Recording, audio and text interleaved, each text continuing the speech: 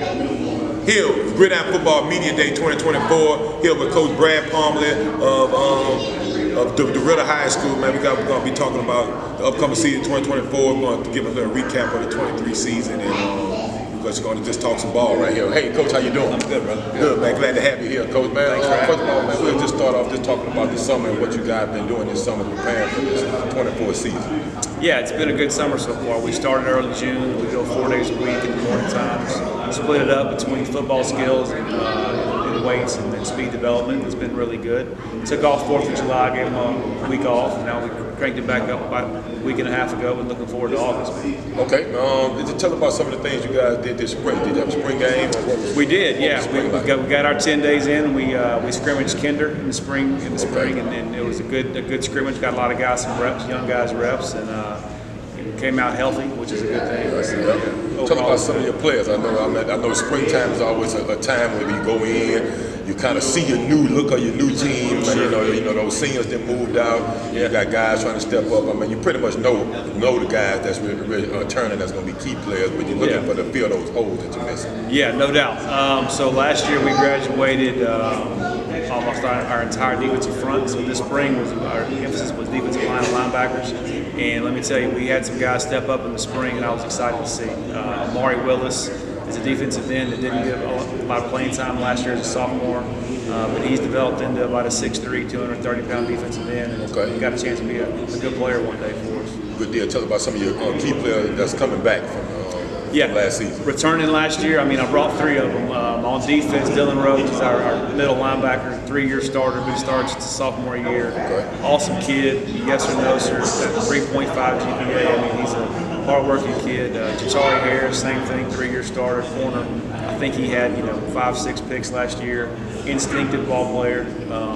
Had a really good spring and summer. He's developed, and we're looking forward to him having a good senior year. Good deal. Tell us about some of y'all schemes, Coach. Are you switching up anything offensively, defensively? Yeah. What are we going to see when we see y'all on Friday night? You're going to see a 4-2-5 defense. Okay. We're gonna mix it up sometimes to get the 3-3 stack every now and again, and try to utilize some personnel. Offensively, we're going to be in split backs. Okay. We're going to pound the rock. Now, I will say this year we've got 2 receivers that we haven't had in the past. We're going to try to get the ball to. Javon Fairley and Uriah Wade are 2 playmakers for us. We're going to have to get the ball to them. Yeah, well, you talk about pounding the ball. I'm an offensive guy, so if you got those guys outside, and but man, guys going to have to come down in that box, and then obviously going to leave those guys one-on-one, so it should be easier throws and stuff out there. Defensively, you talk about the 4-2-5, right? Stack. Is that just a week-to-week thing, or that's depending on formation, where you jump to those 3-3 stack and 4-2 in all games? Well, in this day and age of football, it's hard to be one thing. It's hard to be, but we always try to stick to our guns in our 4-2-5, and it really depends on personnel. If we're more loaded at linebacker going into after August, then it might be more of a 3-3 look. But also it depends on what you're going against. If you're playing a heavy run team, then sometimes the 4-man front's better, and then versus the spread teams, the 3-man front gives you a little bit more flexibility. Some of the other things I've been talking to some of the coaches about here, man. I know it's that new cycle, so I know it's the time we bring in new schedules from what y'all played the last 2 years. Districts may switch up a little bit. Sure. Tell us about you guys' schedule, about some of the non-district games, and then and if the district changes, how that look. Our schedule right now is I'm excited about it, but I'm also it's pretty tough. We start off with South Bow. It's a district in-parish rival. They've always been a solid team. And we play Manning, week 2, solid team. And then week 3, we've got Newton, Texas, right across the river. I think right now Newton's number 3 ranked in the state of Texas in 3A. Do you guys go there, or do they come? They come to us. Okay. Yeah, they come to us year 1, then we go back over there year 2.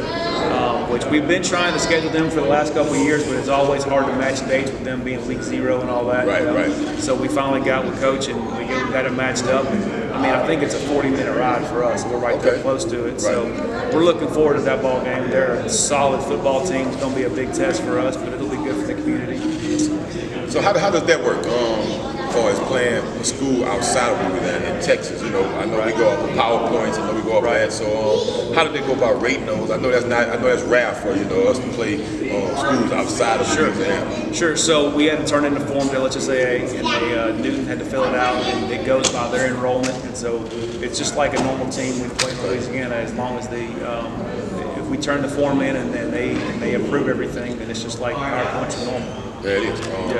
So in the big games, I know you talked about the first game with South Bowl. Any other big games that circled on this cap? I know all the games are big games. Yeah. No doubt. Like that stand down, it might be rivalry type.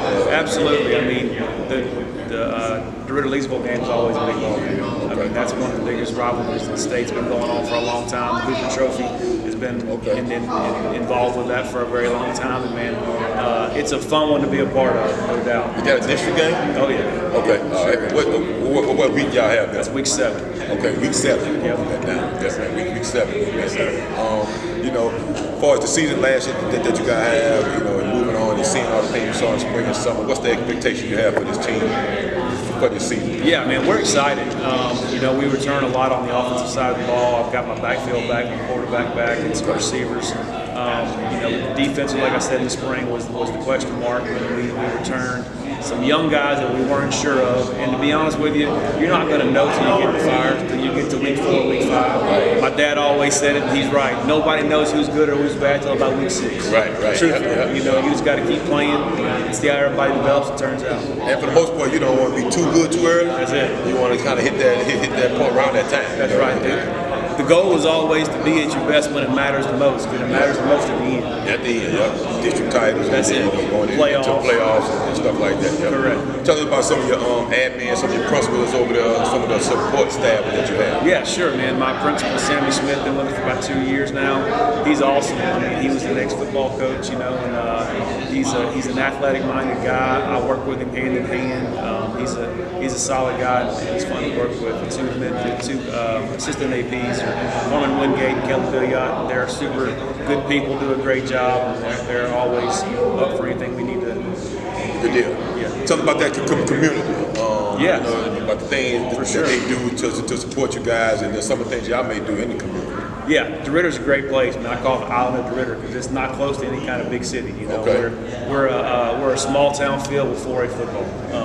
DeRidder's an awesome place. We always have. If I need anything, I know who to call, and it's not just one person. There's about 10 guys I can call for a meal or for a fundraiser or for we have a breakfast every morning for game day. And it's it used to be the Golden Dragons would show up and come back, and they still sponsor that for us.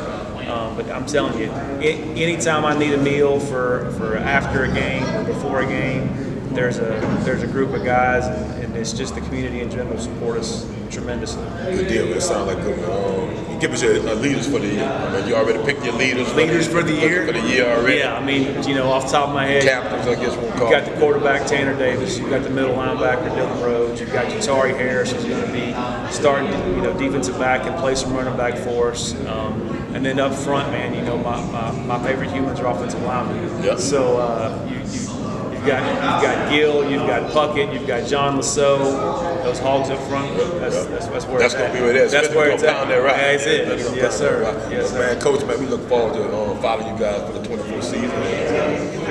Follow y'all journey, man, through the district and to the dome. I appreciate it. Yep. Thanks for having me, Coach. Appreciate it. Appreciate it. Get here with Gridiron Football. Stay locked in.